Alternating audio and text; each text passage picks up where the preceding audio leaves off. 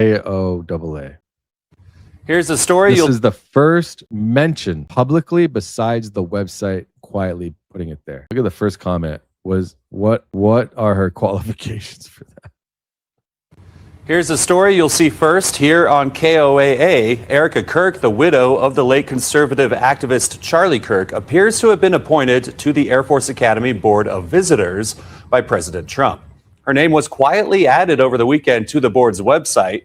The congressionally mandated Board of Visitors serves as a type of oversight committee that makes recommendations about the Air Force Academy to the Defense Secretary.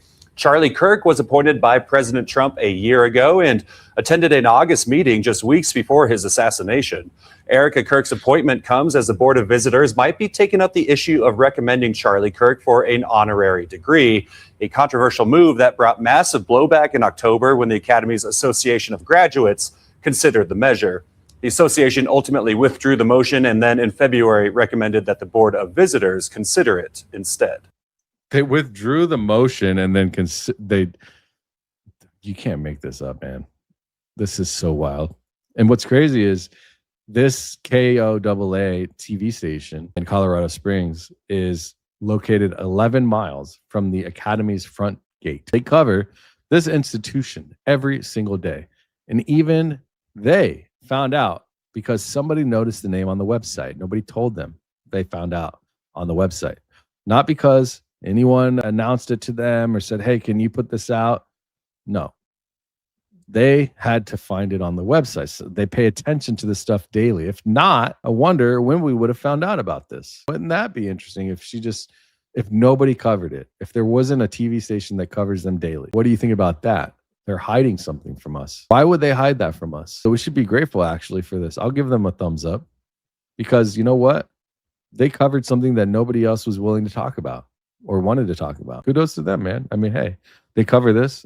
I'm not big on media like that, but they did their thing and they're putting out important, pertinent information, not hiding it like a lot of other people. It's just wild to me. The White House confirmed it only because reporters asked after that aired. When the Hill asked exactly when she had been named and why, the White House declined to provide any data or anything, any specifics. And I'll say this again, because I want you to feel the weight of this. When a reporter, after seeing this report that I just showed you, asked a basic factual question of when a presidential appointment to a federal advisory body occurred, the White House refused to answer. They confirmed it happened. They would not say when, what, why, or how. White House spokeswoman Olivia Wales, I mentioned her a few times already, issued a statement saying President Trump made the perfect choice in appointing Erika Kirk. So White House spokesperson Olivia Wales said in a statement, Erika Kirk will continue his legacy and will be a fearless advocate for the most elite air power force in the history of the world, whose warriors keep our nation safe, strong, and free. I don't know. I think this is all very, very interesting. The Air Force Academy didn't immediately respond to a request for comment. Erika is the right person to fill Charlie's place on the board and continue his work of inspiring the next generation of service members and advancing the Academy. I look forward to working alongside her to carry on Charlie's legacy. That's the spokesperson of the White House, Olivia Wales. My goodness. So that is the entire White House statement on the appointment of a woman with no military background that we know of, no defense policy experience, no connection to the Air Force Academy whatsoever, or to the advisory body with any connectivity at all. And then with full physical access to it all of a sudden. One sentence about legacy and advocacy. No discussion of qualifications, no discussion of the reasoning, nothing. Now, you tell me why that would be, because nobody can tell me. I can't tell you. I have no idea what's going on. But let me tell you about the man who says he drove this appointment. Let's pull this up. Pfluger. Look at Pfluger. This person right here. Pfluger voted chairman of U.S. Air Force Academy Board of Visitors. All right. Pfluger said, Chairman Pfluger, I am truly humbled to serve as the next chairman of the U.S. Air Force Academy's Board of Visitors. My mission as chairman is to ensure the Academy not only executes its leadership development, but also continually improves it so our cadets are prepared for the challenges of tomorrow. We will never know when or where the next conflict will arise, or even what type of warfare it will involve. But we do know this, our cadets must be ready to lead in any environment, to think critically and to have the grit to overcome adversity. And this is him with Charlie Kirk. This is on my thumbnail. It's Charlie. Now, Pfluger is Texas's 11th congressional representative district of that representative of the 11th district. USAFA class of 2000. He's an F-15C and F-22A pilot, 20 years of active duty, 2,000 flight hours, 300 combat hours. He flew combat missions. He served as a senior director of the National Security Council in Trump's first term. In the 119th Congress, he sits on Energy and Commerce and chairs the Homeland Security Subcommittee on Counterterrorism and Intelligence. He is also the chairman of the Republican Study Committee, which is the largest House caucus, and he chairs the Board of Visitors. He's the chairman. Pfluger released a statement the same day, of Erika when she appeared on that website. And the exact language is that I encouraged this appointment months ago. Erika is the right person to fill Charlie's place on the board and continue his work of inspiring the next generation of service members and advancing the academy. I mean, I don't understand how this could possibly be. How is this? Let me show you guys something in case you might have forgotten, because this person to me does not seem to be the one that should be doing this. But I'm going to give you a nice example. I don't know if it's nice, but I'll give you an example of the person that is on this position here. So you can see, I guess I have this. I guess we could show this. This is the person. Let's look at this person right here. He chose to use his voice for something so powerful. And I want you guys to understand that every decision will make a mark on your soul. It will. So as a young man, know that one day you're going to be a father. This is people that allowed this to happen.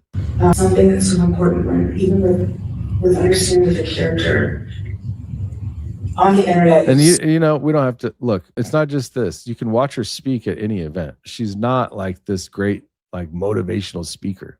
I have no idea what she's doing in this position. How does everyone come to the same conclusion that she is the person for this position? That she's going to help keep America safe and keep cadets in the right frame of mind to go to war? What is that? Is she going to throw fireworks and glitter all over them as they come out of the academy? He encouraged this months ago. How many months ago? He didn't say. He just said months ago. What was it? 1 month? 3 months? Was it before February 19th when the AOG voted to defer the honorary degree question to the Board of Visitors? Or was it after? Months ago is at least 2 months, right? I think months ago is 3, 4, 5 months. So as soon as Charlie died, what I think it is that as soon as Charlie died, they were like, what are we going to do about our position? Let's do Erika Kirk. She's the perfect person for this. Let's do that. Oh, because what? She's the CEO of Turning Point. Was it before or after that she became the CEO? Who knows? Did he know the AOG vote was coming? I don't know. I'm asking the question because if Pfluger was pushing for this appointment at the same time, the AOG was deciding to punt the Kirk recognition question to the BOV, that context matters enormously and nobody's asked about it. I mean, is this too nuts and bolts? Because this is what shapes our political atmosphere. These are the nuts and bolts, these decisions, these people, these appointments. Somebody showed Travis Nilo or something like that on X. So how serious is she about these businesses? What management experience at any major organization size of TPUSA or complexity of TPUSA with as many branches out and depth of TPUSA doesn't have it. She had described herself as a stay-at-home mom before the events of September 10th. The Fortune profile that was put out on her, is also basically reflecting the very same thing. Now, the statute, if we go to Cornell and we look at the statute here, you can see, my camera's blurry. Let me fix that. If we look at the statute, okay, let me find the particular section here. C1, C right here. C, is that it? C1. If a member of the board dies or resigns or is terminated, a successor shall be designated for the unexpired portion of the term by the official who designated the member. Okay. When a member of the board is subject to termination from board membership, is that it? No, I have it somewhere in here. I have it in my notes. 9455C. It's somewhere in here. Let me find the board dies or resigns. Is it here? Oh, okay. I was in the wrong section. If a member of the board dies or resigns or is terminated, a successor shall be designated for the unexpired portion of the term. So let's go to the Google thing right here. And I look at the history. Let me see if I can refresh it here. Okay. Explain to me Erika Kirk being placed in this position, how she got it as BOV USAFA. Erika Kirk was appointed on March 10th. Her appointment specifically fills the vacancy left by her late husband. So it's not an automatic presumption. Like, you don't just assume the position because he died, okay? Her appointment follows the specific statutory guidelines for filling board vacancies. Succession provision. If a member of the board dies, a successor must be designated for the unexpired portion of the term by the officials. So Charlie Kirk was already in that position or designated for that position. Presidential authority. Because Charlie Kirk was one of the 6 members designated by the president. Oops. One of the 6 members. Where was I at? President Trump. Okay, yeah. Because Charlie Kirk was one of the 6 members designated by the president, President Trump exercised his authority to name Erika Kirk as the successor to complete the remainder of the 3-year term. Did you know that? The White House and board leadership framed her appointment as a way to continue the legacy of her husband's work. The board's chair, Representative August Pfluger, stated that Erika was the right person to fill Charlie's place and had supported her appointment months prior to the official announcement. So they had this planned at least months prior. They didn't want to say when. They had this planned already. Spokesman Olivia Wales confirmed the choice, calling her a fearless advocate for elite air power and noting her background as the current CEO. Noted her background as the CEO of TPUSA? What background, bro? Let's see, what is the typical process for designating members? The process for designating members, which splits the 15 members. Designated process, the president typically selects these members based on their background in military service, education, or public leadership. Requirements. At least 2 of the 6 presidential appointees must be graduates of the academy. Term length. These members served fixed 3-year terms. If a member's term expires, they continue to serve until a successor is named. Vacancy filled. If a member dies or resigns, the president designates a successor to serve the unexpired portion of the specific term. I think we need to get that out there. This information needs to go out. So please like and subscribe and hit that notification. Share it. Post it on X. I have a stream going on X. I'll put it in the chat. Let's get some people up in here, all right? Because we need to let people know who the hell this person is, as if we don't know already. But let me put it in the comments, and I'll pin it on my YouTube. And share that. Repost it. Let's get some eyes on this thing, all right? Let's keep going. Where are we at? Where was I at here? Oh, I was on the Google thing, huh?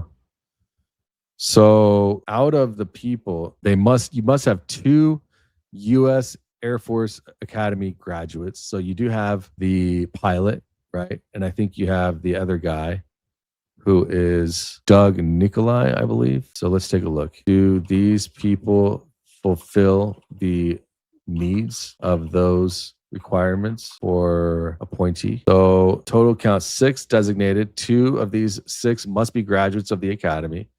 Doug Nicolai fulfills the graduate requirement. And vacancy. 6 unfulfilled seat must be filled USA, at least 2. Doug Nicolai. So right now, you only have 1 person who fills that gap. So he's got to fill 1 more position that's vacant. Erika Kirk, Dan Clark, Dina Powell, 2, 3, 4, 5. Yeah. So let's keep an eye on this and see who they end up putting there. So now we know more. We're learning a lot more. Okay, that's why we do these live streams. Again, Charlie Kirk was designated by the President of the United States.